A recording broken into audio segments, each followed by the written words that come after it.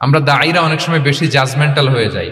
আরব শায়েকরা বলে যে নাহনু দুআত লাসনা কুদাত, আমরা দায়ী, আমরা জাজ নই, উই আর নট জাজেস। আমাদের অনেক দায়ীর আমরা ভুল করে ফেলি, আমরা বলি যে ও খারাপ, ও এটা, ও জাহান্নামী, ও খারিজ, এরকম আমরা সবাইকে নাকচ করি। মনে হয় যেন সবাইরে জাহান্নামে পাঠাই, আমি একা জান্নাতে যেতে পারলেই সফল। মুসনাদে আহমদে এক হাদিস এসেছে, রাসূলুল্লাহ সাল্লাল্লাহু আলাইহি ওয়াসাল্লাম একবার খেজুরের একটা ডাল নিয়ে মরুভূমির মধ্যে একটা দাগ টানলেন।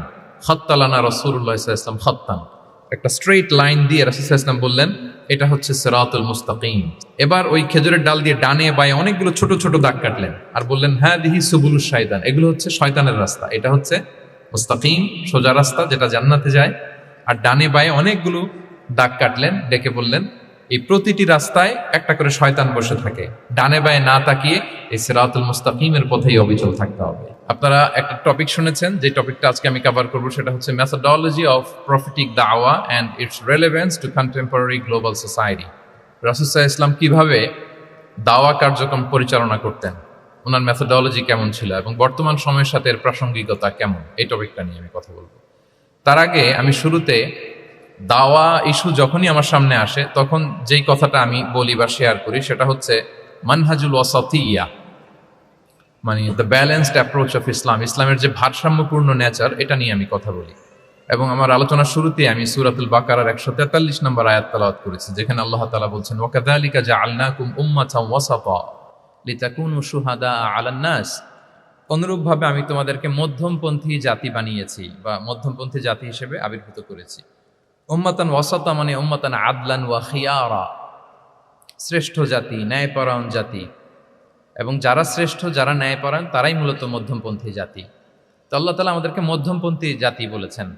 এই যে মধ্যম পন্থা আল ওয়াসাতিয়া, এটা ইসলামের অনেকগুলো অনন্য বৈশিষ্ট্যের মধ্য থেকে একটি বৈশিষ্ট্য। বাট মাঝে মাঝে আমরা এই পন্থাটার কথা ভুলে যাই। ভুলে কি করি, অনেক সময় অনেক প্রান্তিক লেভেল থেকে কাজ করে ফেলি, চিন্তা করে ফেলি, অনেক সময় খুব বাড়াবাড়ি করে ফেলি, অনেক সময় ছাড়াছাড়ি করে ফেলি। বরং আমাদের থাকতে হবে মাঝামাঝি। তাহলে the first and foremost reminder today in this conference hall যে আমরা বাড়াবাড়িও করব না, ছাড়াছাড়িও করব না, আমরা মাঝামাঝি থাকব। কোথায় থাকব? জি, মাঝামাঝি, আল ওয়াসাতিয়া, যেটা শ্রেষ্ঠ এবং যেই মেথোডোলজির কথা কোরআন আমাদেরকে জানিয়েছে। আমি যদি এটাকে ইংরেজি করি ওয়াসাতিয়া, তাহলে ইংরেজি দাঁড়াবে এরকম যে the balanced nature of Islam, ইসলামের যেই ভারসাম্যপূর্ণ যে নেচার, এটার নাম হচ্ছে মূলত আল ওয়াসাতিয়া। আপনি যদি খেয়াল করে দেখেন যে কিভাবে আমরা অন্যান্য জাতিগোষ্ঠীর তুলনায় মধ্যমপন্থী জাতি, তাহলে দেখবেন যে আমরা যদি সাইয়েদনা ঈসা আলাইহিস সালামের ব্যাপারে কথা বলি, জেসাস ক্রাইস্টের ব্যাপারে, তাহলে দেখেন ওনার ব্যাপারে ইহুদি নাসারারা কেউ বাড়াবাড়ি করেছে, কেউ ছাড়াছাড়ি করেছে, আমরা একেবারে মিডল ওয়েতে আছি। যেমন ঈসা আলাইহিস সালামের ব্যাপারে খ্রিস্টানরা কি বলে জানেন? তারা বলে ঈসা আলাইহিস সালাম হচ্ছে আল্লাহর সন্তান, নাউযুবিল্লাহি মিন যালিক। Jesus Christ is the son of God, গডের সন্তান। তাহলে দেখেন কতটা বাড়াবাড়ি করলো, ঈসা আলাইহিস সালামকে উঠাতে উঠাতে খোদার আসনে নিয়ে বসালো। বাড়াবাড়ি হয়ে গেল না এটা? তাহলে একদল খুব বাড়াবাড়ি করলো।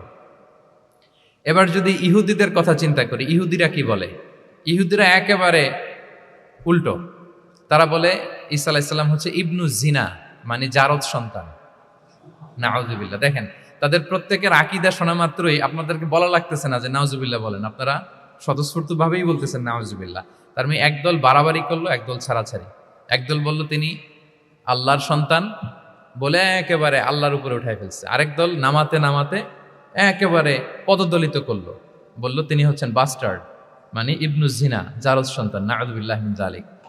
একদল নিয়ে গেল একেবারে উপরে, আরেক দল একেবারে নিচে। কিন্তু আমরা কি বলি দেখেন, আমরা বলি ঈসা আলাইহিস সালাম উনি হচ্ছেন আব্দুল্লাহি ওয়া রাসূলুহু, তিনি হচ্ছেন আল্লাহ তাআলার দাস বা বান্দা এবং আল্লাহর সম্মানিত রাসূল। দেখুন কতটা ব্যালেন্স এই আকীদা। আমরা আব্দুল্লাহ বলার মধ্য দিয়ে বেসিকলি নাসারাদেরকে রিফিউট করি, তাদের প্রতিবাদ করি আমরা যে তোমরা যে বলেছো আল্লাহ সন্তান না, ওইদিকে উঠানো যাবে না, নিচে নামায় নিয়ে আসো, উনি আব্দুল্লাহ, আল্লাহর দাস।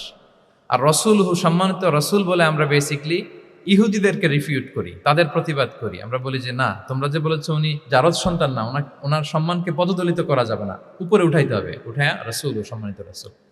তাহলে নাসারাদের আকীদা থেকে আমরা নিচে নেমে আসলাম, ইহুদিদের আকীদা থেকে আমরা উপরের দিকে গেলাম। ফলে এটা কি হলো? ব্যালেন্স হলো।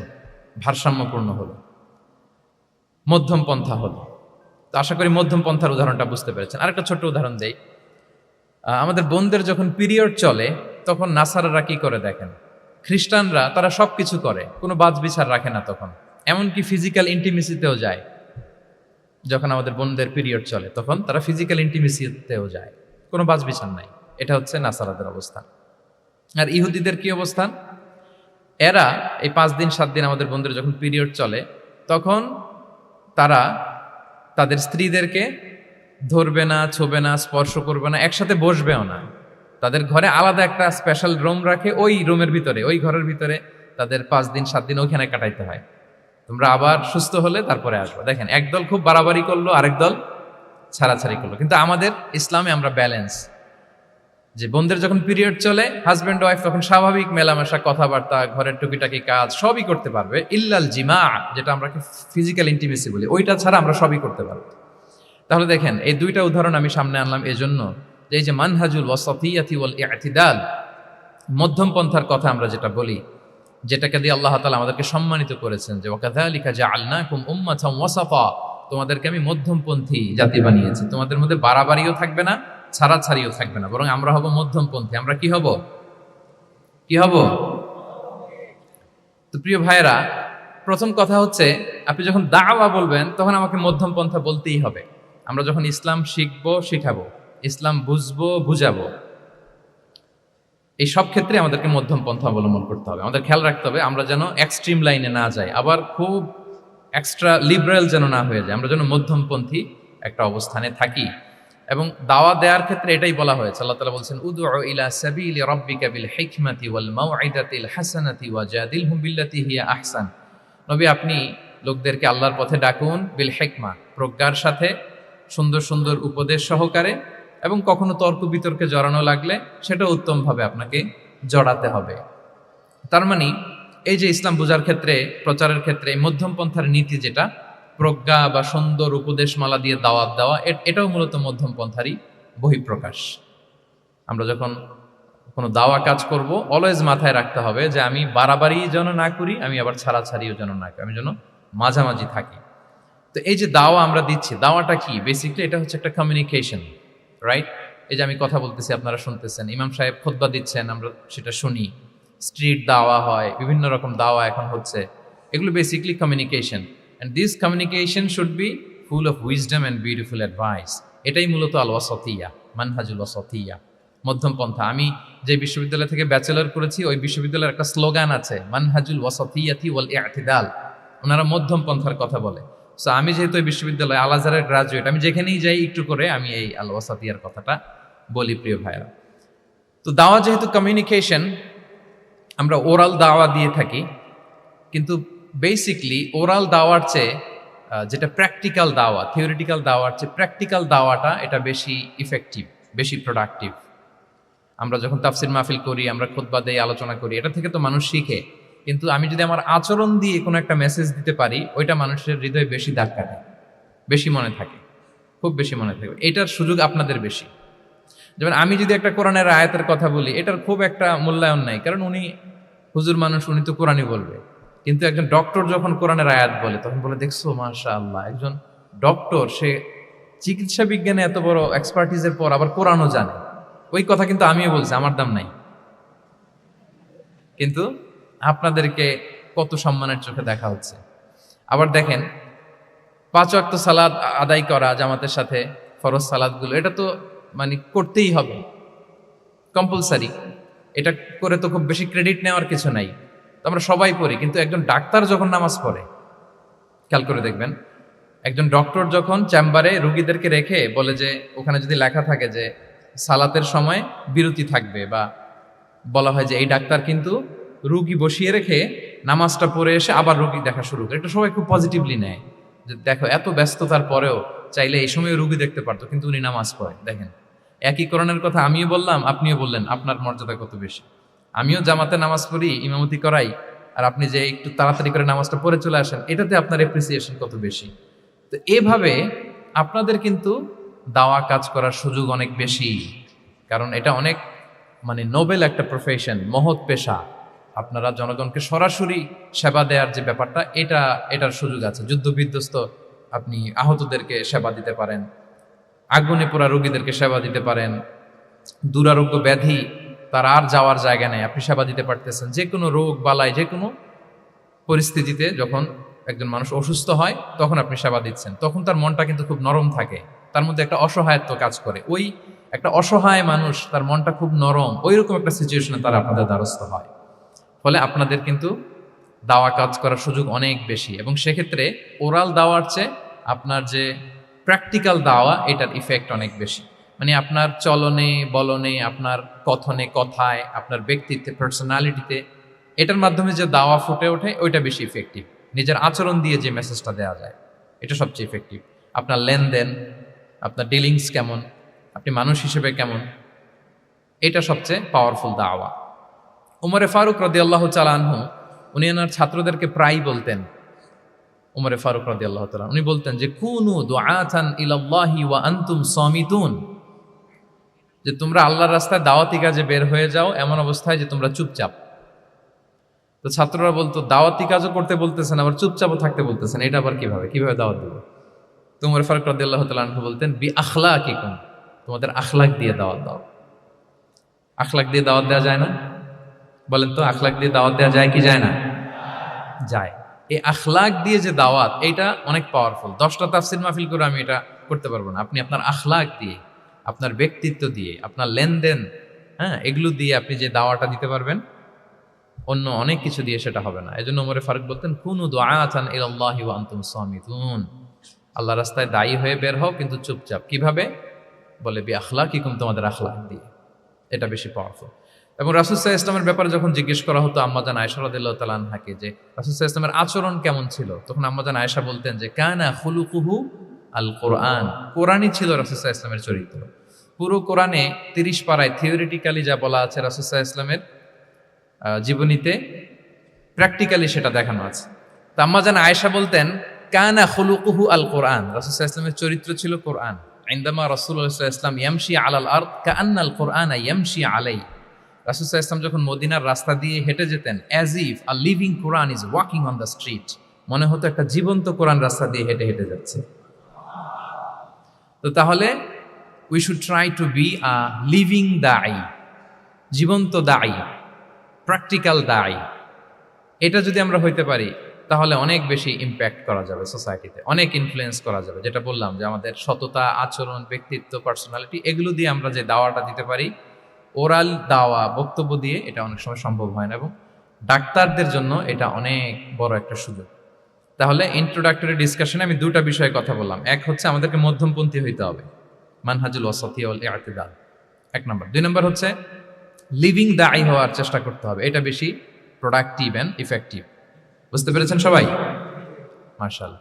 এবার চলুন যে রাসূল সাল্লাল্লাহু আলাইহি ওয়াসাল্লামের যে প্রফেটিক দাওয়া মেথোডোলজি, কিভাবে উনি দাওয়া কাজের আঞ্জাম দিতেন, সেখান থেকে আমাদের নেয়ার আধুনিক সময়ের এর প্রাসঙ্গিকতা কি আছে, আমি 10টা পয়েন্টে আজকের এই সেমিনারে কিছু কথা উপস্থাপনের চেষ্টা করবো। ওমা তাওফীকি ইল্লা বিল্লাহ। 1 নম্বর কথা হচ্ছে, আমরা যে দাওয়া দিব, এই দাওয়া language should be very soft and mild and very touchy.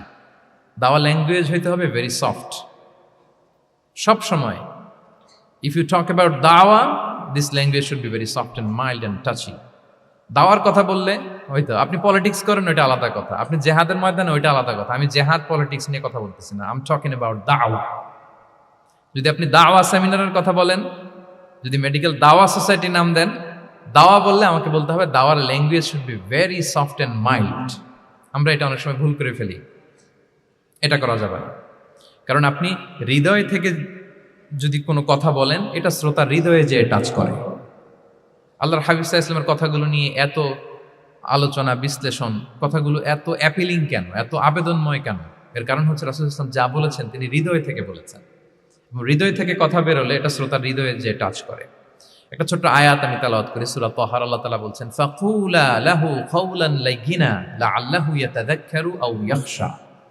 আল্লাহ তাআলা মূসা আলাইহিস সালাম এবং হারুন আলাইহিস সালাম, ওনাদের দুইজনকে বলছেন যে তোমরা 2 ভাই মিলে যাও, ফেরাউনের কাছে যে দাওয়াত দাও এবং কোমল ভাষায় দাওয়াত দাও। কি ভাষায়? কোমল ভাষায় দাওয়াত দাও। কাওলান লাইয়িনা, use very soft and mild language, very touchy language. Soft এবং কোমল ভাষায় দাওয়াত দাও কাকে? পৃথিবীর সবচেয়ে বড় সন্ত্রাস, তাই না? হ্যাঁ, দুর্ধর্ষ সন্ত্রাস, খোদাদ্রোহী, তারপর সীমালঙ্ঘনকারী, আপনি যত নেগেটিভ যা বলবেন সব যাবে ওর সাথে।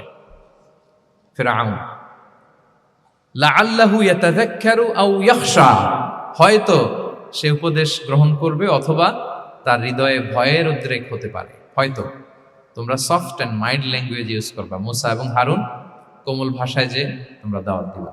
আচ্ছা, কার ব্যাপারে আল্লাহ বললেন, কাকে দাওয়াত দিতে বললেন? সবাই বলেন তো নামটা। ফেরাউন।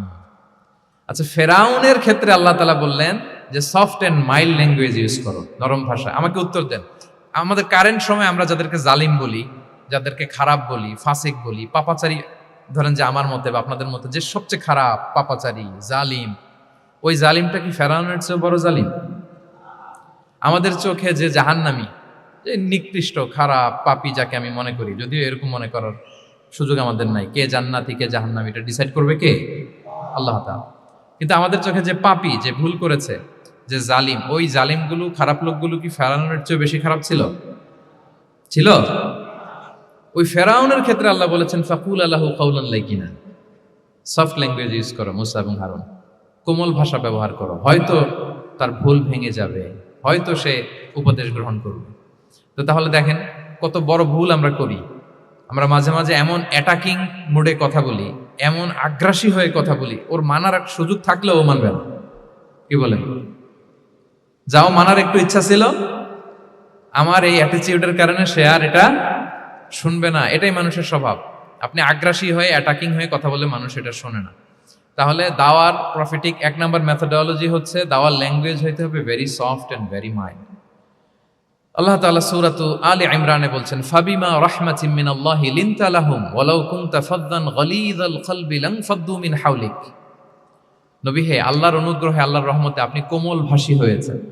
আপনি কোমল ভাষী না হয়ে যদি রূঢ় ভাষী হতেন তাহলে মানুষজন আপনার কাছ থেকে ভেগে ভেগে পালাতো। কিন্তু আমরা দেখতাম যে সাহাবারা রাসূল সাল্লাল্লাহু আলাইহি ওয়াসাল্লামের কাছে শুধু জড়ো হইতে চেত, দেখা করতে চেত, রাসূলকে ঘিরে রাখতো, এত পছন্দ করতো রাসূল সাল্লাল্লাহু আলাইহি ওয়াসাল্লামের কোমল আচরণের কারণে। ইভেন ফ্যামিলিতে কোনো সমস্যা হলে অনেক সাহাবারা বলতেন ফ্যামিলির সাথে সমস্যা হলেও তারা রাসূলের কাছে চলে আসতো। এমনকি কারো পেটে ক্ষুধা লাগলেও তারা রাসূলের দরবারে চলে আসতো। তারা বলতো রাসূল সাল্লাল্লাহু আলাইহি ওয়াসাল্লামের চেহারার দিকে তাকালেই আমাদের ক্ষুধা মিটে যেত। কি কোমল ভাষী ছিলেন, কত সুন্দর সফট ল্যাঙ্গুয়েজ রাসূল সাল্লাল্লাহু আলাইহি ওয়াসাল্লাম ইউজ করেছেন। হ্যাঁ, রাসূল সাল্লাল্লাহু আলাইহি ওয়াসাল্লাম কখনো যে কঠোর ভাষায় কথা বলতেন না তা না, মাঝে মাঝে বলতেন, কিন্তু বেশিরভাগ ওনার দাওয়া ছিল সফট অ্যান্ড মাইল্ড। মাঝে মাঝে প্রেক্ষাপটের আলোকে রাসূল সাল্লাল্লাহু আলাইহি ওয়াসাল্লাম অনেক সময় তেজস্বী জ্বালাময়ী ভাষণ দিতেন, মনে হতো ব্যাটালিয়নকে কমান্ড করছেন। এটা মাঝে মাঝে চেহারা লাল হয়ে যেত, গড়গড় করতেন যুদ্ধের আগে। কিন্তু রেগুলার বেসিসে রাসূল সাল্লাল্লাহু আলাইহি ওয়াসাল্লাম খুব কোমল ভাষায় কথা বলতেন।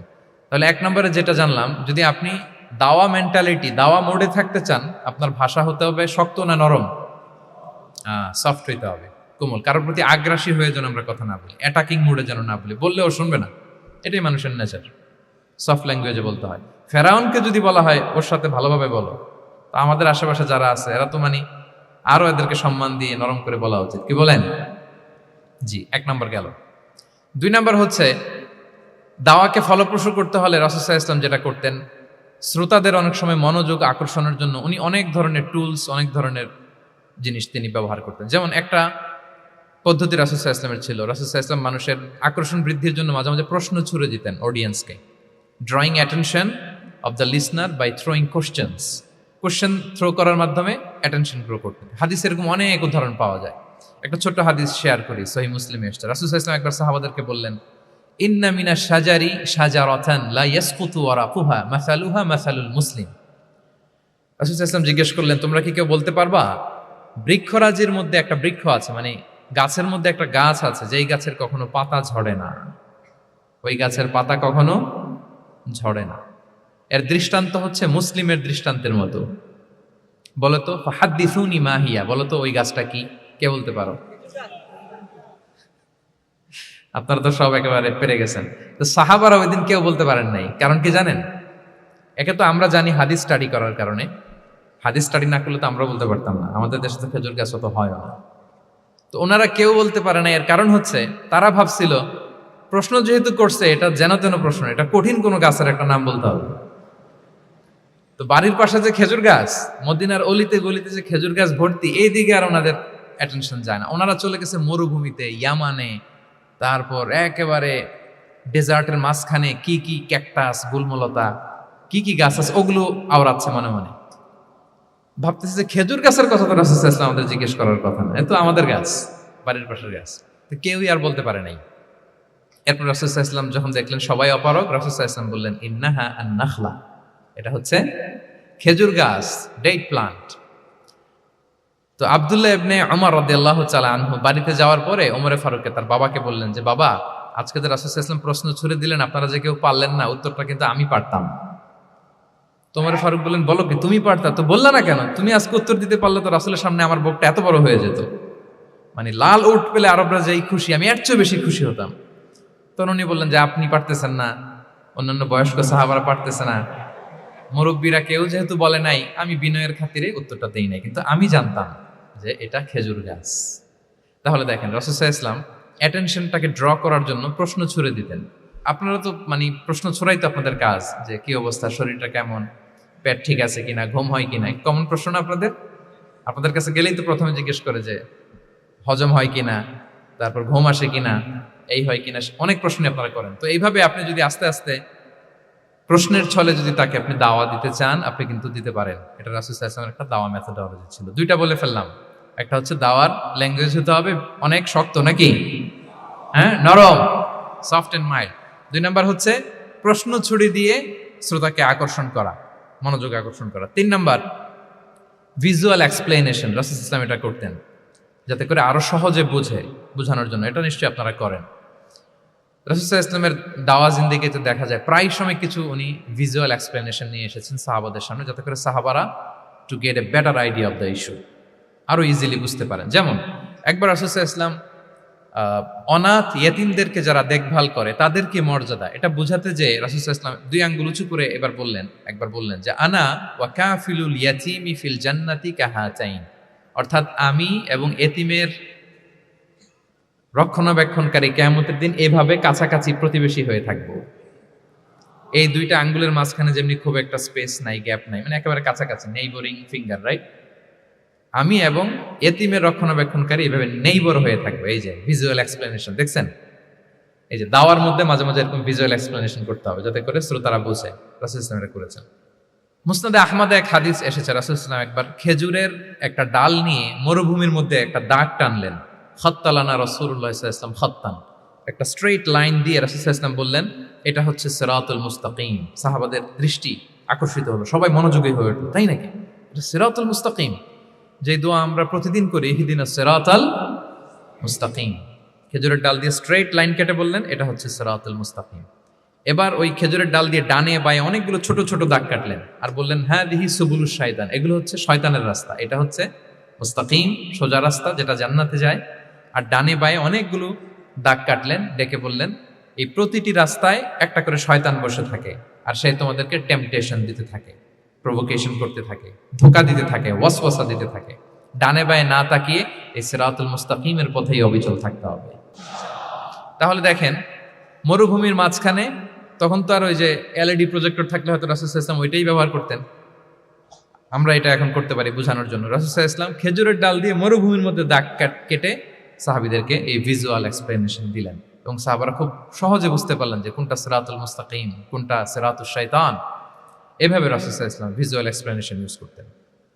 আমরা বিশ্বাসীরা যে ভাই ভাই, মুমিনরা যে ভাই ভাই, আমাদের সম্পর্ক যে কত সুদৃঢ় মজবুত, এটা বোঝাতে যে একবার রাসূল সাল্লাল্লাহু আলাইহি ওয়াসাল্লাম বললেন, আল মুমিনু লিল মুমিনি কাল বুনিয়ান, বিশ্বাসীরা তাদের সম্পর্ক হচ্ছে কাল বুনিয়ান, একটা সুদৃঢ় প্রাচীরের মতো, সীসা ঢালা প্রাচীরের মতো। ইয়াশুদ্দু বা'দুহু বা'দা, যেটার এক পাশ আরেক পাশকে মজবুত করে। Strengthening one part the others, এক পার্ট আরেক পার্টকে মজবুত করে। যেমন এই বিল্ডিং, এদিকে ভেঙে ফেললে এটা নড়বড়ে হয়ে যাবে। তিনি বুঝালেন যে সুদৃঢ় প্রাচীরের মতো হচ্ছে বিশ্বাসীদের সম্পর্ক। এটা বলে ওয়াসাব্বাকা বাইনা আসাবিহি, মানে ডান হাতের আঙ্গুলগুলো বা হাতের ভেতরে ভেবে ঢুকিয়ে দিলেন, বললেন যে এরকম মজবুত। সুবহানাল্লাহ। এই যে এই হাতের আঙ্গুলগুলো এই হাতে ঢুকিয়ে এরকম চাপ দিলে খুব শক্ত হয় না, মজবুত হয় না? রাসূল সাল্লাল্লাহু আলাইহি ওয়াসাল্লাম বললেন, আমাদের বন্ধন হচ্ছে এরকম সুদৃঢ় মজবুত। সুদৃঢ়, সীসা ঢালা প্রাচীরের মতো। আল্লাহু আকবার। তাহলে এই যে ভিজুয়াল এক্সপ্লেনেশন, রাসূল সাল্লাল্লাহু আলাইহি ওয়াসাল্লাম বোঝানোর জন্য এই যে এরকম দাগ কাটা, কখনো এইভাবে, হাদিসে এরকম অনেক পাওয়া যায়। আমি অল্প কয়েকটা, সময়ের টাইম কনস্ট্রেন্টের কারণে অল্প কয়েকটা নিয়ে আসলাম।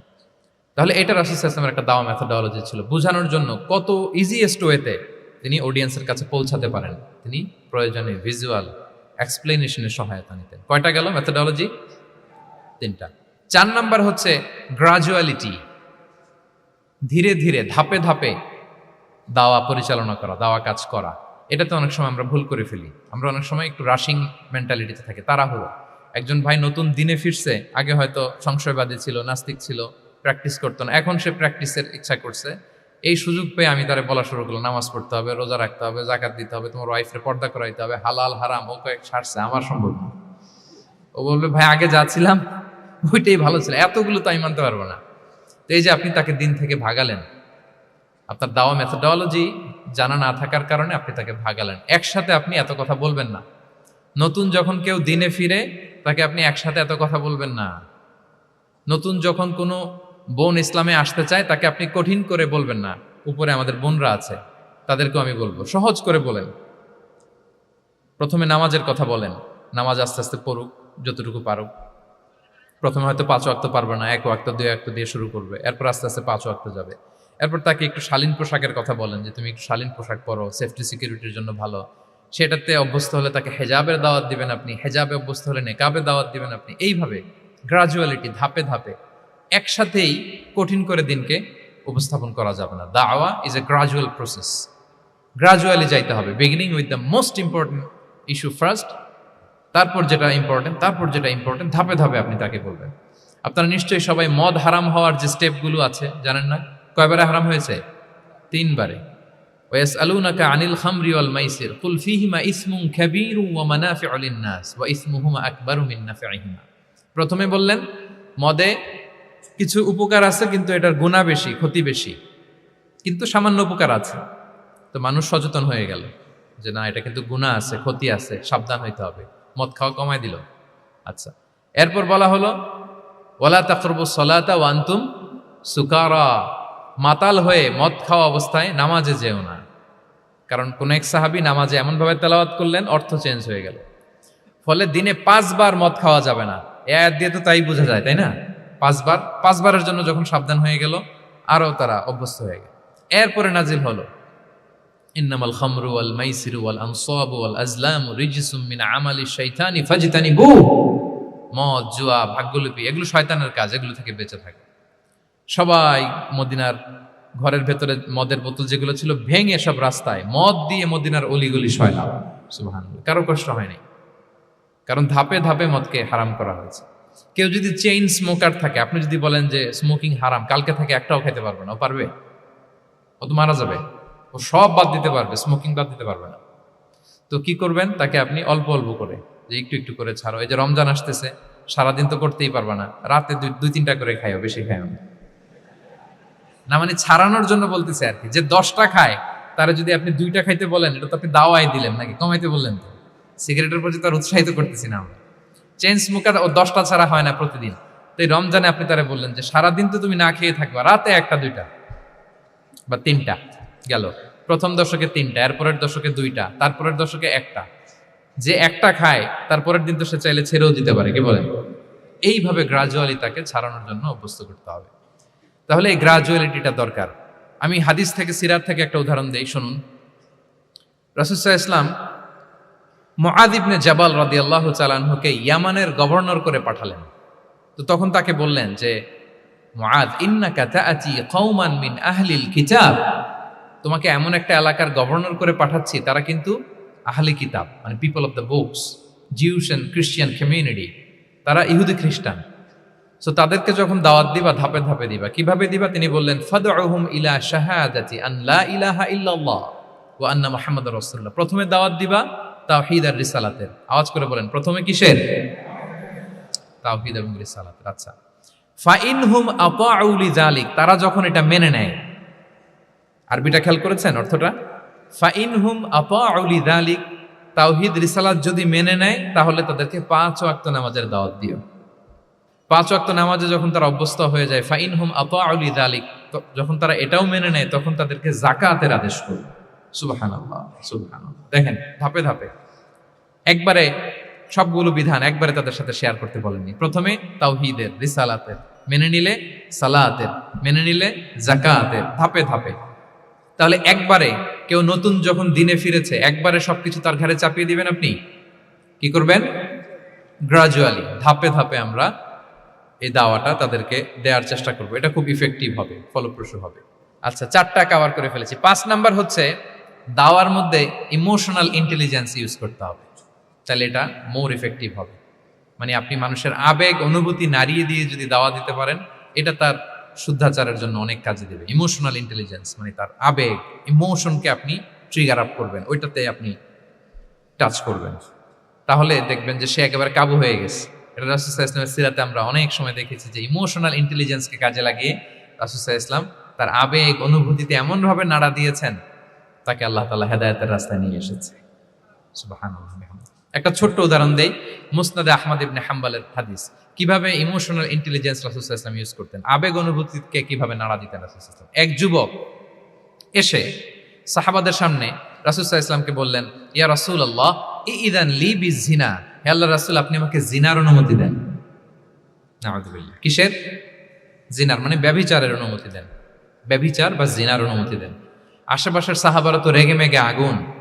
ফাআকবাল আল কওমু আলাইহি ফাজাজারু, সবাই তাকে দৌড়ে ধরতে গেল আর ধমকাতে লাগলো, ছি ছি ছি, মাহ মাহ। আমরা যেটা বাংলায় বলি ছি ছি, আরবিতে ওনারা কি বলে? মাহ মাহ, ছি ছি, কি বলো তুমি?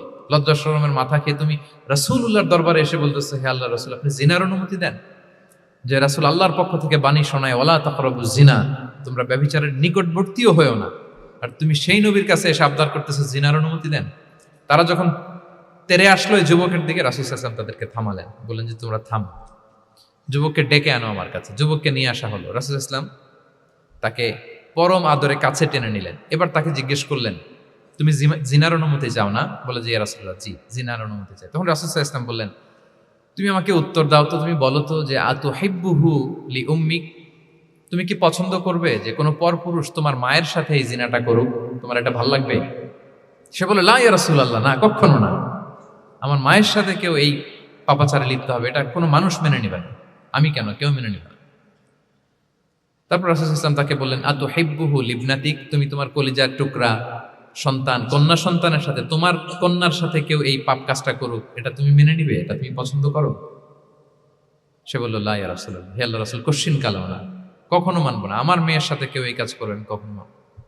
রাসূল সাল্লাল্লাহু আলাইহি ওয়াসাল্লাম আবার তাকে প্রশ্নবাণে জর্জরিত করতে লাগলেন, আবার বললেন আতুহিব্বুহু লি উখতিক, তুমি কি তোমার প্রিয় বোনের সাথে কেউ এটা করুক, এই পাপাচারে লিপ্ত হোক, জিনা করুক, পছন্দ করবে? তোমার বোনকে কেউ এরকম করবে, অপমান করবে, এটা চাইবে তুমি? বলে কখনো না, লা ইয়া রাসূলুল্লাহ, কখনো না, কেউই তো পছন্দ করবে না এটা। তখন রাসূল সাল্লাল্লাহু আলাইহি ওয়াসাল্লাম বললেন, তুমি যার সাথে জিনার অনুমতি চাইছো সে তো কারো না কারো মা, কারো না কারো মেয়ে, কারো না কারো বোন, তুমি এভাবে কেন ভাবতে পারো না? সুবহানাল্লাহ। এই কথা বলার পরে তো সে একেবারে ইমোশনালি এমন ড্যামেজ হয়েছে, লজ্জায় কাচুমাচু হয়ে মাথা নিচু করে দাঁড়ায় আছে। তখন রাসূল ইসলাম তার পিঠে একটা আলতো চাপড় মারলেন, পরম মমতায় আলতো চাপড় দিয়ে তার জন্য দোয়া করলেন, আল্লাহুম্মা গফির যামবাহ ওয়া তাহহির কলবাহ ওয়া হাসসিন ফারজাহ, আল্লাহ তুমি এই যুবকের পাপ মোচন করো, আল্লাহ তুমি তার অন্তরটাকে পরিশুদ্ধ করো, আল্লাহ তুমি তার চরিত্রটাকে নিষ্কলুষ করো। এই হাদিসের রাবি উনি বলতেছেন, ফালাম ইয়াকুন বা'দা যালিকাল ফাতা ইয়ালতাফিতু ইলা শাই, ওই দিনের পর থেকে এই যুবক কখনো কোনো পরনারীর দিকে রাস্তায় তাকায় নাই। এই ইমোশনালি যখন তাকে দুর্বল করা হলো, তাকে যখন এইভাবে রাসূল সাল্লাল্লাহু আলাইহি ওয়াসাল্লাম প্রেজেন্টেশন করলেন, হাদিসের বর্ণনাকারী বলেন এরপরে আমরা কোনোদিন তাকে পরনারীর দিকে তাকাতে দেখি নাই। তার হৃদয়টাকে আল্লাহ তাআলা পরিশুদ্ধ করে দিলেন। রাসূল সাল্লাল্লাহু আলাইহি ওয়াসাল্লাম ওয়ায়ুযাক্কিহিম, কিভাবে মানুষকে পরিশুদ্ধ করতে দেখেন, কিভাবে তার আবেগ অনুভূতিকে নাড়িয়ে তার চিন্তার জগতে আলোড়ন সৃষ্টি করে তাকে এমনভাবে কাবু করলেন যে রাসূল সাল্লাল্লাহু আলাইহি ওয়াসাল্লাম যেই দিকে তাকে গাইড করতেছে এখন সে সেদিকেই যেতে বাধ্য। সো এইটা আমাদেরকে করতে হবে, ইমোশনাল ইন্টেলিজেন্স কাজে লাগিয়ে মানুষের আবেগ অনুভূতিতে নাড়া দিয়ে যদি আপনি তাকে কোনো কথা, কোনো বার্তা, কোনো নাসিহাত করেন, তখন সেটা সে শুনে, এমন শোনা শুনে এমনভাবে সে হেদায়েতের পথে আসে যেটা আমরা কল্পনাও করতে পারি না। তাহলে এটা যেন আমরা করি, এটা খুবই প্রোডাক্টিভ, এটা খুবই ইফেক্টিভ, এটা খুবই ফ্রুটফুল, কাজে দেয় মানুষকে ইমোশনালি তাকে দেওয়া। এই পয়েন্টটা বুঝতে পেরেছেন তো সবাই, না? আলহামদুলিল্লাহ। 6 নাম্বার মেথোডোলজি হচ্ছে দাওয়া should be full of love. দাওয়া বললে এটার সাথে লাভ থাকতে হবে, লাভ, ভালোবাসা। যদি আপনি দাওয়া বলেন, এখানে লাভ থাকতে হবে। ইট কামস উইথ লাভ, ভালোবাসা দিয়ে আপনি মানুষের হৃদয় জয় করতে হবে। আমরা দায়ীরা অনেক সময় বেশি জাজমেন্টাল হয়ে যাই। আরব শায়েকরা বলে যে নাহনু দুআত লাসনা কুদাত, আমরা দায়ী, আমরা জাজ নই, উই আর নট জাজেস। আমাদের অনেক দায়ীরা আমরা ভুল করে ফেলি। আমরা বলি যে ও খারাপ, ও এটা, ও জাহান্নামী, ও খারিজ, এরকম আমরা সবাইকে নাকচ করি। মনে হয় যেন সবাইরে জাহান্নামে পাঠাই, আমি একা জান্নাতে যেতে পারলেই সফল।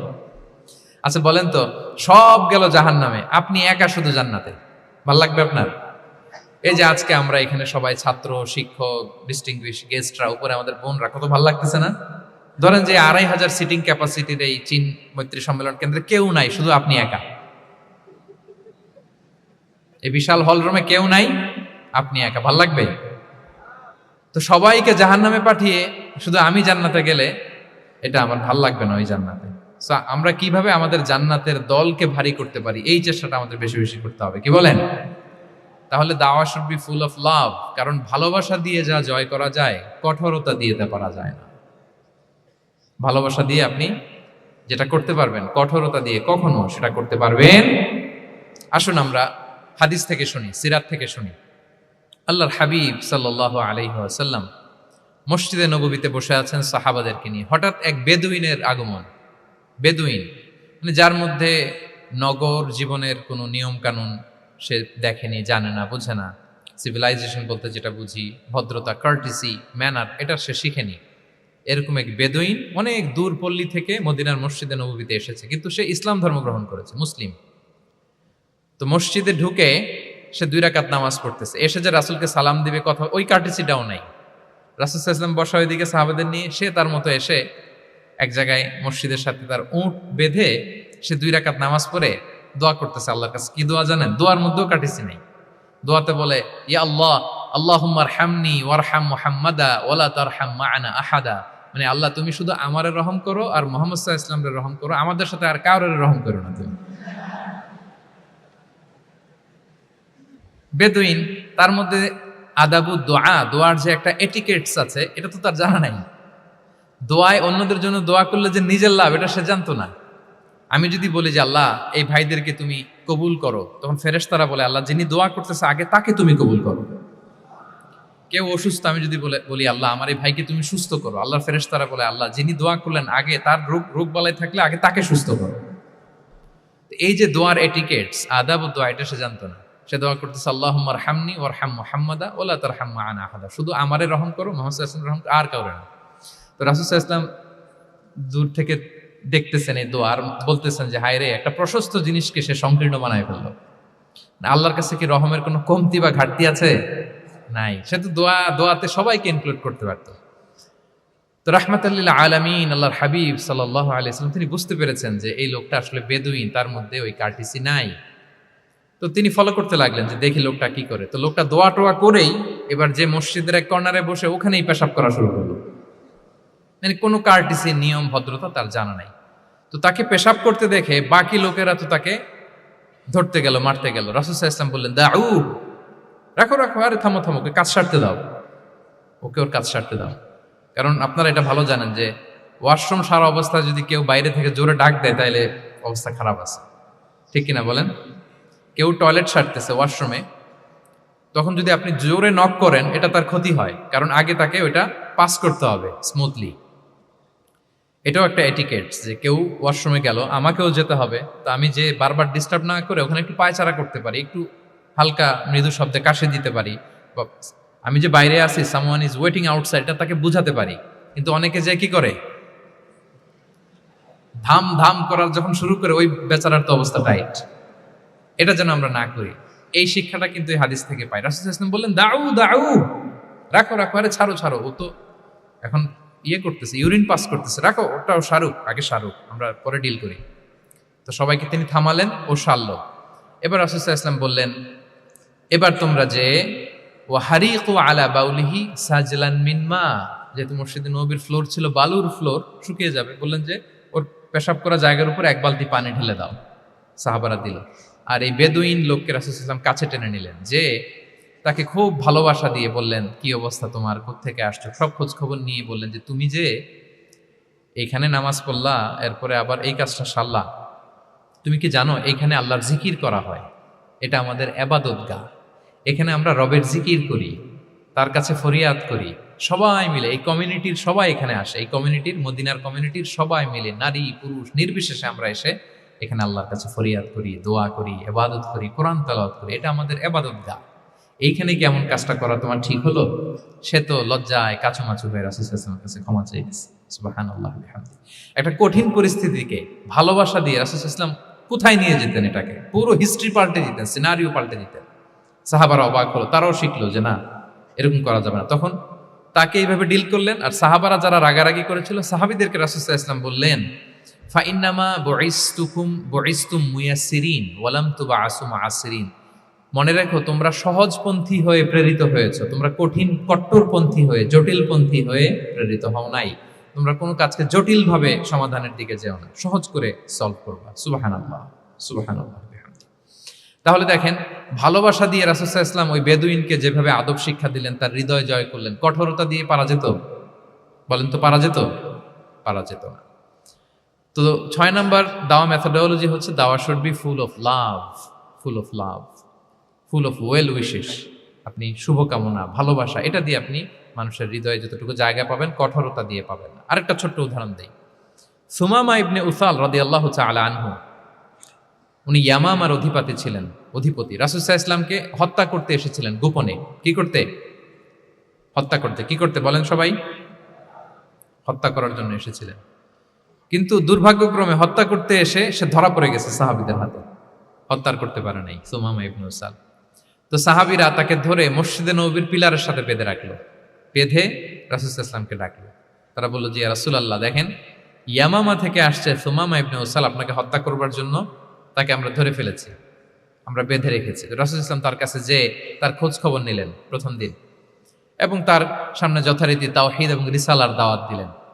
ফিরে আসলেন, ফিরে এসে সাহাবাদেরকে বললেন, তোমাদের ঘরে ভালো রুটি আছে কার কাছে? রুটির কালেকশন, আটা পিষে রুটি বানাতে পারবে। একজন বলল আমি, বললো যে এটা সুমামাকে দিয়ে আস। তো দিয়ে আসলো। আরেকজন বললো ভালো তাজা খেজুর আছে কার কাছে? এক সাহাবী বললেন আমার কাছে। রাসূল সাল্লাল্লাহু আলাইহি ওয়াসাল্লাম বললেন যাও, এটা সুমামাকে দিয়ে আস। দিয়ে আসলেন। এরপরের দিন রাসূল সাল্লাল্লাহু আলাইহি ওয়াসাল্লাম যে আবার ইসলামের সৌন্দর্য, মাহাসিন আহকামি শারিয়া, ইসলামী শারিয়ার যে বিউটি অফ ইসলাম, এটা তুলে ধরলেন, ইসলামের যৌক্তিকতা তুলে ধরলেন। সে অবাক হতে লাগলো যে কিরে, যুদ্ধবন্দীদের সাথে মুহাম্মদ সাল্লাল্লাহু আলাইহি ওয়াসাল্লাম এবং তার অনুসারীরা এরকম আচরণ করে? সে তো যুদ্ধবন্দী, এত সুন্দর আচরণ। তাকে আবার ইসলামের সুশীতল বাণীগুলোর প্রতি আহ্বান করে রাসূল সাল্লাল্লাহু আলাইহি ওয়াসাল্লাম বাড়িতে এসে এবার নিজের যে উট আছে, উটকে যে পালে, সে রাখালকে বলল, তুমি উটের দুধ দহন করে তাকে কিছু দুধ দিয়ে আসো।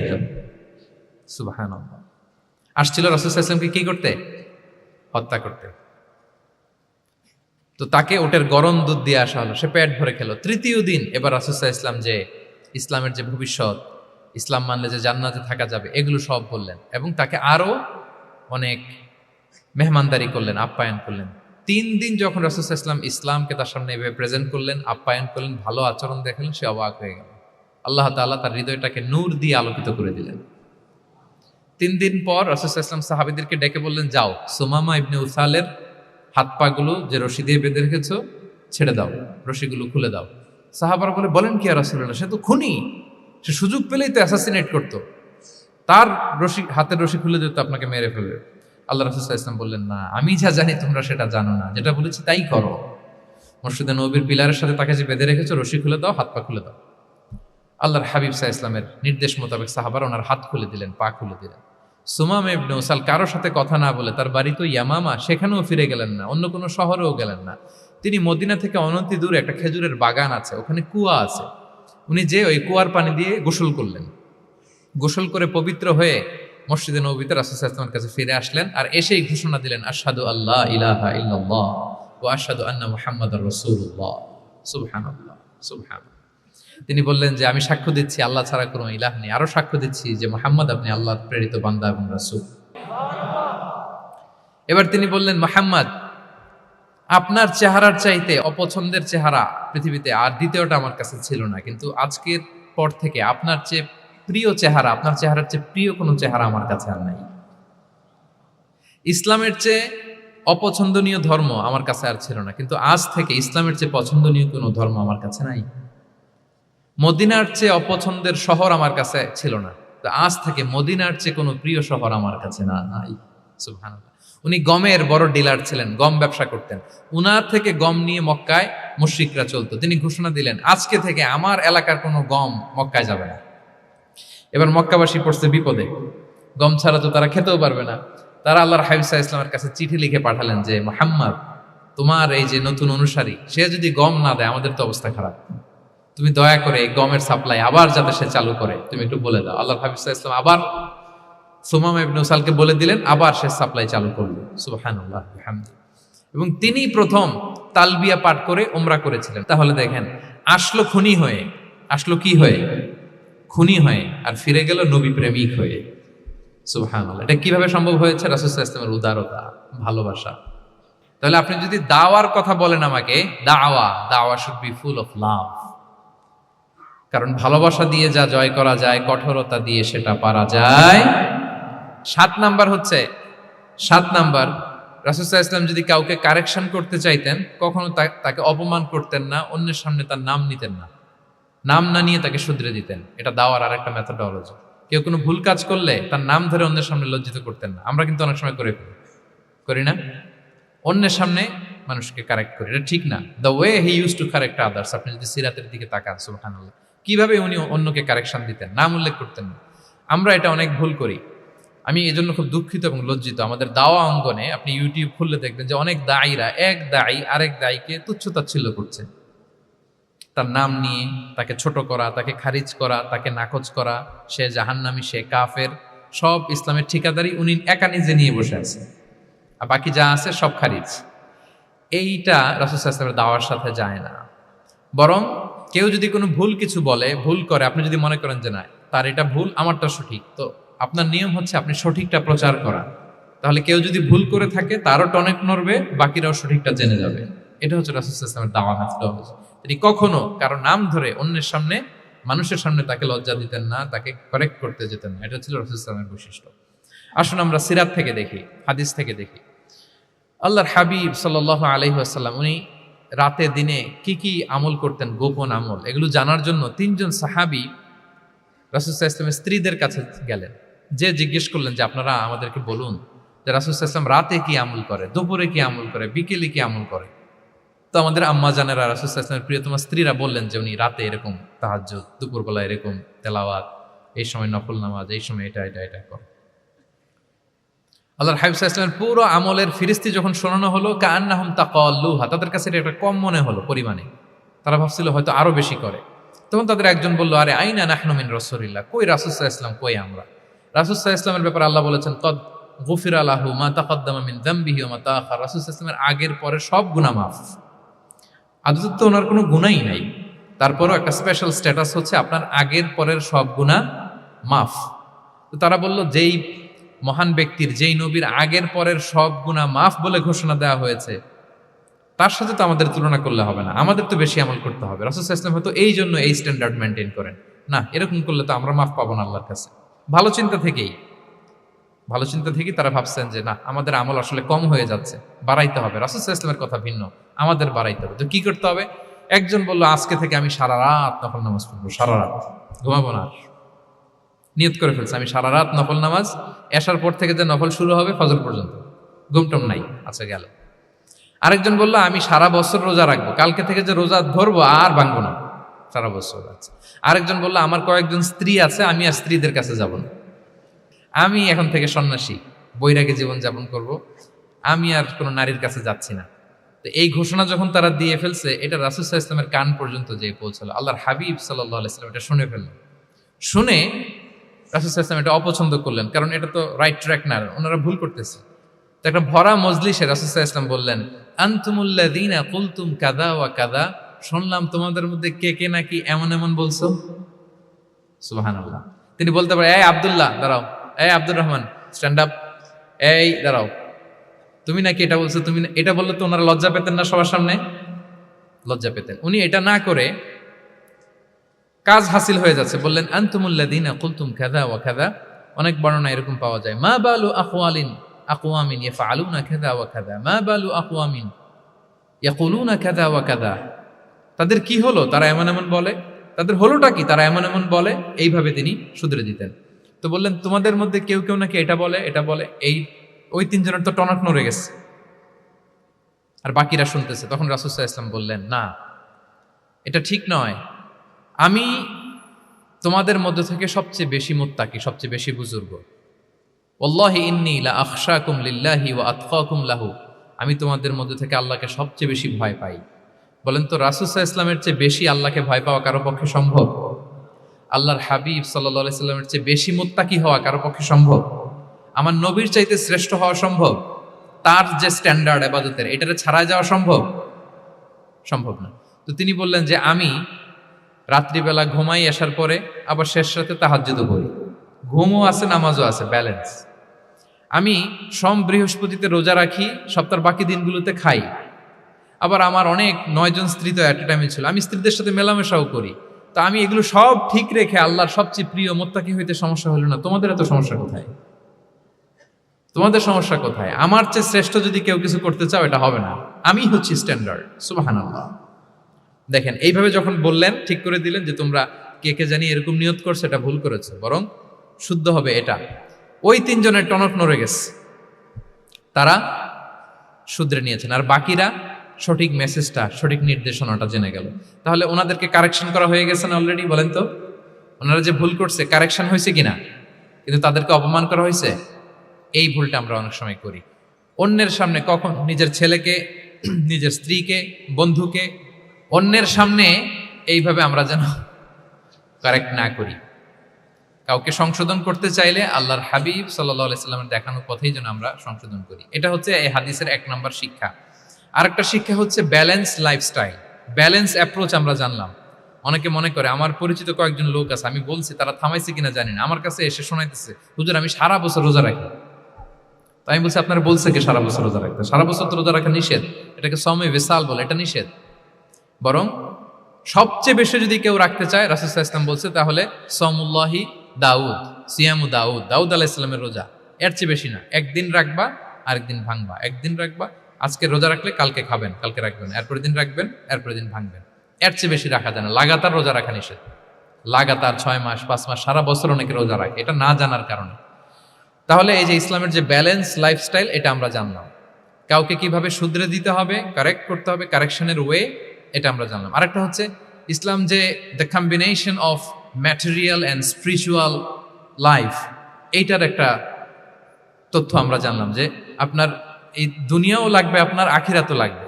আপনি সব ছেড়ে দিয়ে শুধু আল্লাহর রাস্তায় চলে গেলে ওইটা ইসলাম শিখায় নাই। ইসলাম যে আমাদেরকে ফরিয়াদ শিখায়, প্রার্থনা শিখায়, রব্বানা আতিনা ফিদ দুনিয়া হাসানা ওয়া ফিল আখিরাতি হাসানা ওয়া কিনা আযাবান নার। হে আল্লাহ, আপনি দুনিয়াতেও হাসানা দেন, আখিরাতেও হাসানা দেন। আগে চাইছি কোনটা, আখিরাত না দুনিয়া? রব্বানা আতিনা ফিল আখিরাতি হাসানা ওয়া ফিদ দুনিয়া হাসানা, এরকম নাকি রব্বানা ফিদ দুনিয়া হাসানা? দেখেন, দুনিয়াটা আগে, দুনিয়াটা আগে। সো ব্যালেন্স, এই ভারসাম্য রাখাটা, আমি আলোচনা শুরুই তো করেছি ওয়াসাতিয়া, মানে ভারসাম্যপূর্ণ। ইসলামের নেচারটা হচ্ছে ব্যালেন্সড অ্যাপ্রোচ। এটা আমরা এই হাদিস থেকে শিখতে পারি। আমাদের অনেকেরই এটাতে ঘাটতি আছে, অনেক জ্ঞানী, অনেক স্কলার, অনেক তার কিছু, কিন্তু তার মধ্যে ভারসাম্য এবং পরিমিতি বোধ নাই। পরিমিতি বোধ, ভারসাম্য, ব্যালেন্স লাইফস্টাইল, এটা অনেকে অ্যাডপ্ট করতে পারে না। এটা বছরের পর বছর সাধনা করতে হয়, অ্যাডপ্ট করে নিতে হয় নিজের সাথে। তাহলে 7 নাম্বার হচ্ছে, কাউকে শুধরে দিতে চাইলে আপনি কিভাবে শুধরে দিবেন, এটা আমরা জানলাম। তাকে সবার সামনে লজ্জা দিয়ে শুধরে দেওয়া যাবে? তাহলে কৌশলে তাকে শুধরে দিতে হবে। পারা যাবে তো ইনশাআল্লাহ? 8 নাম্বার হচ্ছে, এটা দায়ীদের জন্য অনেক বড় রিমাইন্ডার। সেটা হচ্ছে, আমরা যে দাওয়া দেই, এটা খেয়াল রাখতে হবে। আমি যা বলি ওটা সবার আগে অ্যাপ্লাই করতে হবে নিজের মধ্যে। আমরা অনেক সময় এটা করে ফেলি যে ভালো একটা হাদিস শুনলে, কোরআনের আয়াত শুনলে, একটা কিছু শুনলে মনে করি যে এগুলো এই সবার জন্য, মানে এটা বাদ, এখান থেকে শুরু।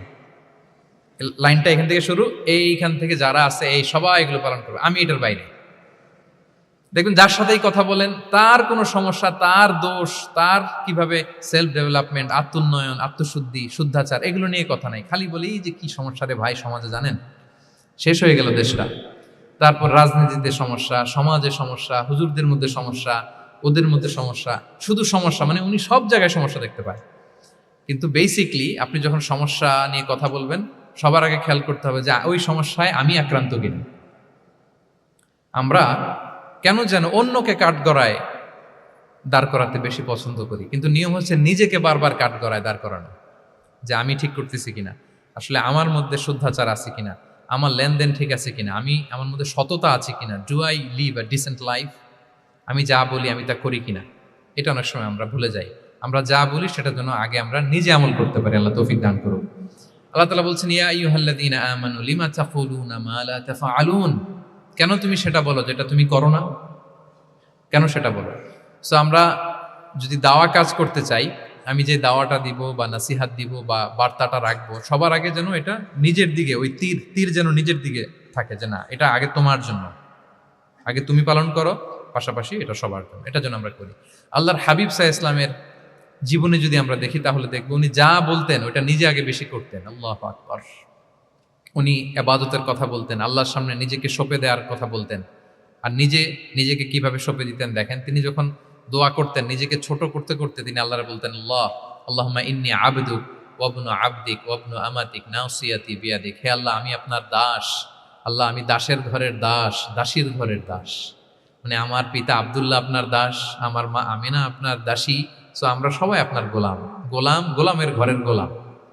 এর চেয়ে তুচ্ছ, ছোট, নগণ্য করে কি আর আল্লাহর সামনে নিজেকে পেশ করা যায় বলেন? এরপর তিনি বলতেন, নাসিয়াতি বিয়াদিক, আল্লাহ আমার মাথার চুলের ঝুঁটি আপনার হাতের মুঠোয়। মাথার চুলের ঝুঁটি হাতের মুঠোয় মানে কি, আপনি ডানে টান দিলে আমি ডানে যেতে বাধ্য, আপনি বাঁয়ে টান দিলে মানে আমার আর কিছু নেই, আল্লাহ সব সঁপে দিলাম আপনার কাছে।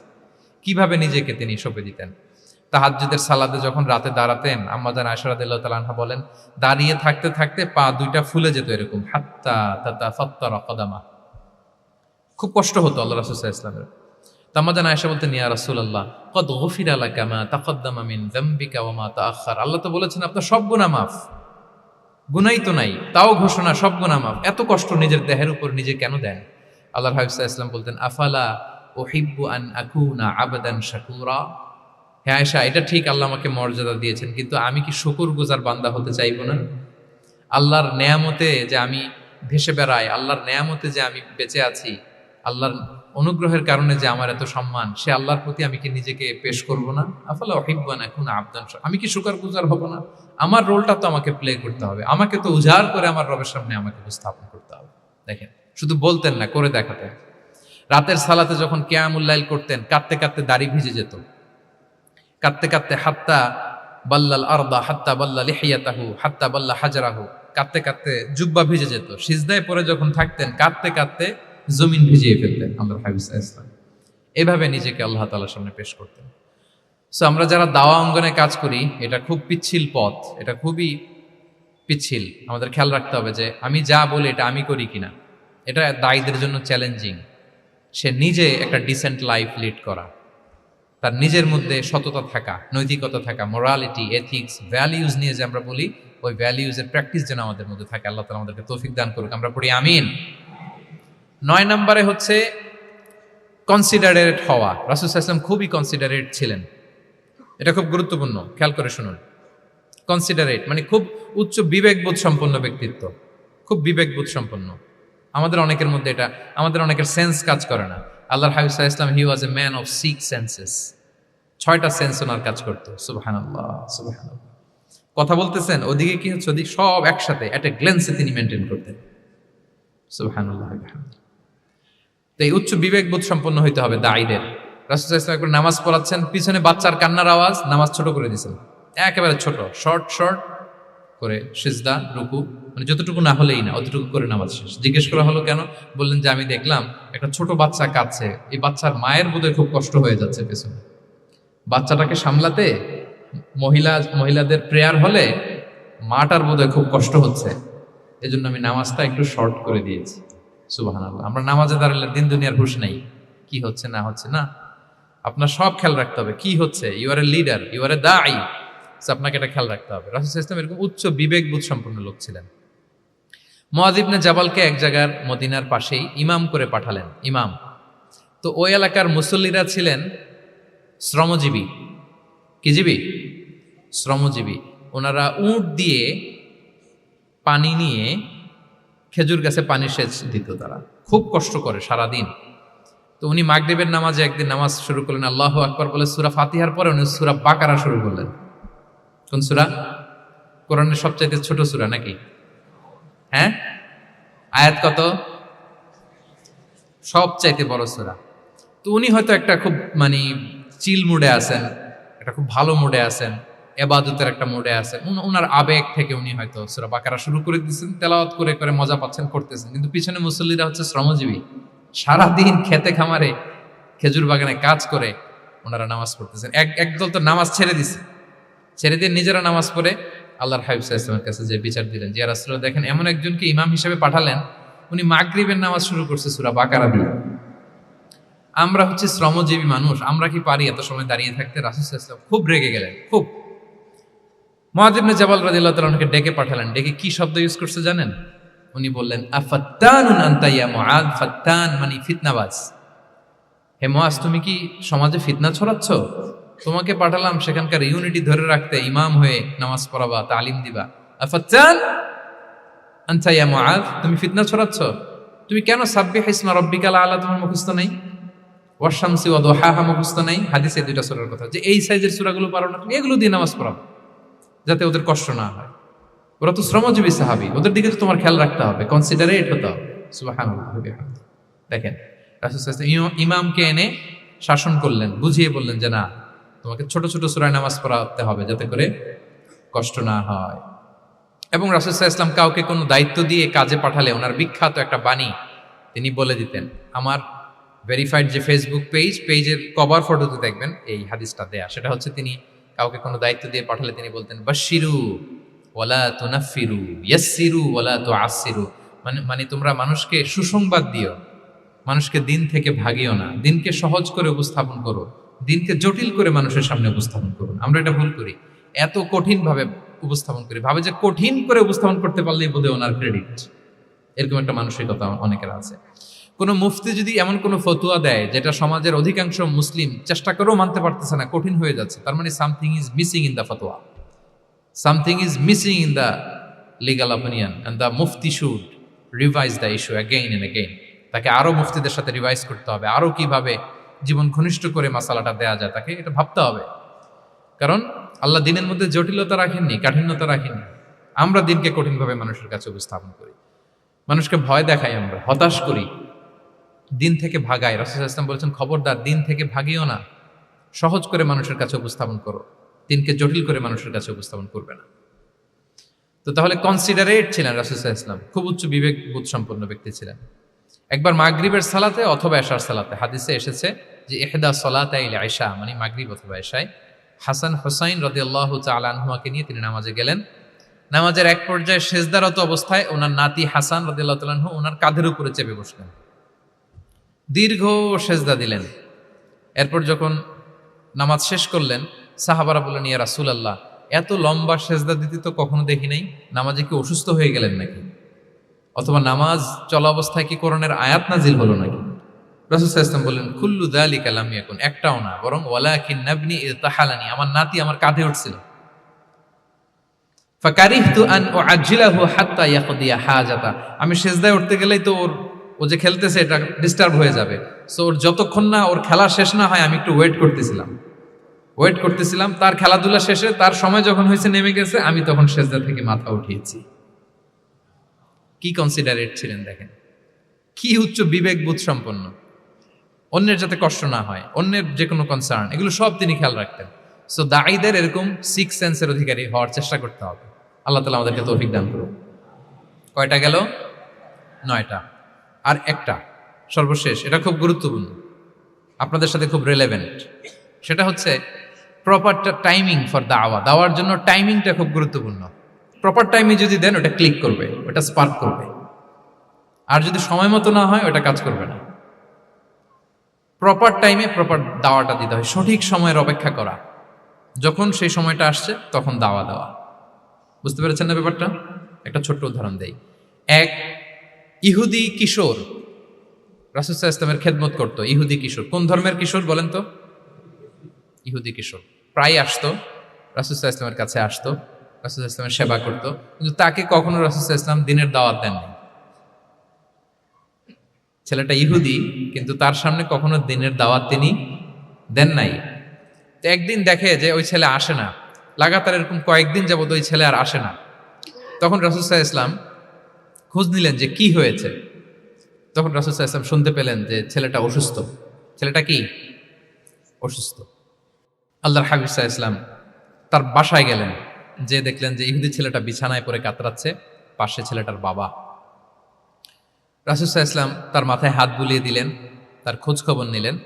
এবার রাসূল সাল্লাল্লাহু আলাইহি ওয়াসাল্লাম বললেন, আসলিম, মানে ইসলাম ধর্ম গ্রহণ করো। ফানাযারা ইলা ওয়াজহি আবি, ইহুদি ছেলেটা তার বাবার চেহারার দিকে তাকালো, দেখে আব্বা কি বলে। বাবা যেহেতু দাঁড়ায় আছে, ফানাযারা ইলা ওয়াজহি আবি, বাবার চেহারার দিকে মুমূর্ষু ছেলেটা বাবার চেহারার দিকে তাকালো। তো বাবা বলল, আতি আবুল কাসিম, মানে আবুল কাসিম যা বলে তাই শোনো। রাসূল সাল্লাল্লাহু আলাইহি ওয়াসাল্লামের বড় ছেলের নাম ছিল কাসিম, ফলে ওনাকে আবুল কাসিম বলে মদিনাতে ডাকা হতো। আমাদেরও তো বড় ছেলে বা বড় মেয়ের নাম ধরে ডাকে না? ধরেন যে আপনার বড় ছেলের নাম আব্দুল্লাহ, তো আপনারা বলে আব্দুল্লাহর বাবা।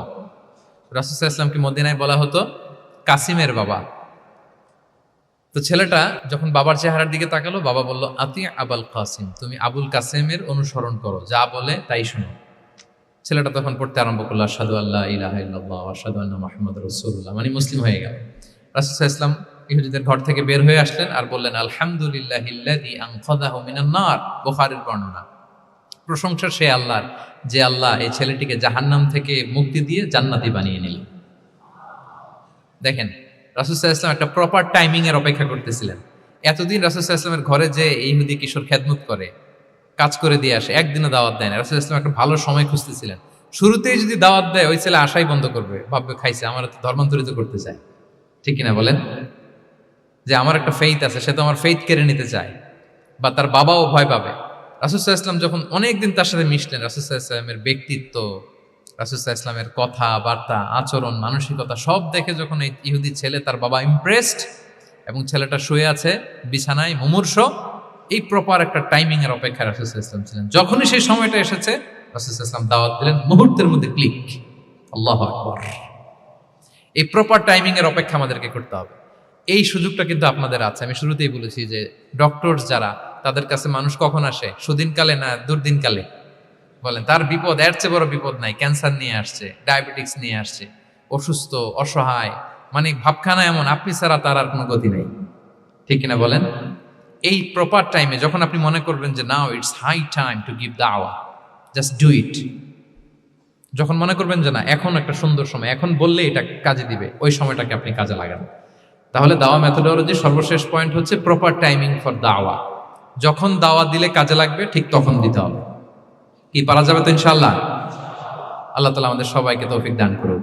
তাহলে প্রিয় ভাইয়েরা, আমি একটু রিভাইজ করি আপনাদের সাথে কি কি নিয়ে কথা বললাম। প্রথমে আমরা বলেছি যে আমাদের মধ্যমপন্থী হইতে হবে, বাড়াবাড়িও করা যাবে না, ছাড়াছাড়িও করা যাবে না। আমরা কোথায় থাকবো? মাঝামাঝি। এরপরে আমরা বললাম ওরাল দাওয়ার চেয়ে প্র্যাকটিক্যাল দাওয়া, লিভিং দায়ী হইতে পারলে ওইটার ইফেক্ট অনেক বেশি। এরপর আমরা আল্লাহর হাবিব সাল্লাল্লাহু আলাইহি ওয়াসাল্লামের সিরা এবং সুন্নাহ থেকে 10টা মেথোডোলজি, দাওয়া মেথোডোলজি আলোচনা করেছি। তার প্রথমটা ছিল ভেরি সফট অ্যান্ড মাইল্ড, দাওয়া ল্যাঙ্গুয়েজটা সফট অ্যান্ড মাইল্ড হতে হবে। 2 নাম্বার, কোশ্চেন থ্রো করতে হবে অ্যাটেনশন ড্র করার জন্য। 3 নম্বরে, visual explanation to make the দাওয়া মোর ইফেক্টিভ অ্যান্ড প্রোডাক্টিভ। তারপরে 4 নাম্বার, গ্রাজুয়ালিটি, ধীরে ধীরে, ধাপে ধাপে, একবারে সব চাপিয়ে দেওয়া যাবে না। 5 নম্বরে, ইমোশনাল ইন্টেলিজেন্স ইউজ করতে হবে। 6 নম্বরে, ফুল অফ লাভ, দাওয়া should be full of love. 7 নম্বরে, কাউকে শুধরে দিতে চাইলে লজ্জা দিয়ে অন্যের সামনে শুধরে দেওয়া যাবে না, রাসূল সাল্লাল্লাহু আলাইহি ওয়াসাল্লাম যেভাবে শিখিয়েছেন ওইভাবে কারেক্ট করতে হবে। 8 নম্বরে, দাওয়া should be applied in yourself, আগে নিজের মধ্যে। 9 নম্বরে, কনসিডারেট হইতে হবে, উচ্চ বিবেকবোধ সম্পন্ন। 10 নম্বরে, প্রপার টাইমিং, ঝোপ্প যে কোপ, বাংলা একটা কথা বলে না, কি বলে? ঝোপ্প যে, তার মানে সময় মতো। সময়ের এক ফোর, অসময়ের সময় মতো যখন আপনি মনে করবেন it's high time to give দাওয়া, ডু ইট, এটা করেন। এইভাবে আল্লাহ রাসূল সাল্লাল্লাহু আলাইহি সাল্লামের দাওয়া মেথোডোলজি ফলো করে যদি আমরা দাওয়া কাজ করি, দাওয়াটা প্রোডাক্টিভ হবে এবং খুব ইফেক্টিভ হবে। আশা করি আল্লাহর হাবিব সাল্লাল্লাহু আলাইহি ইসলামের এই যে দাওয়া মেথোডোলজি এবং এটা কিভাবে আমাদের সাথে রেলেভেন্ট হতে পারে, কিভাবে এটাকে আমরা ইফেক্টিভ করতে পারি আর প্রোডাক্টিভ করতে পারি, এ ব্যাপারে আপনারা একটা মোটামুটি ধারণা পেয়েছেন। আল্লাহ তাআলা আমাদের সবাইকে কথাগুলো বুঝার ও আমল করার তৌফিক দান করুন। হাযা মা ইনদি ওয়াল ইলমু ইনদাল্লাহি আলাইহি তাওয়াক্কালতু ওয়া ইলাইহি উনীব। আসসালামু আলাইকুম ওয়া রাহমাতুল্লাহি ওয়া বারাকাতুহু।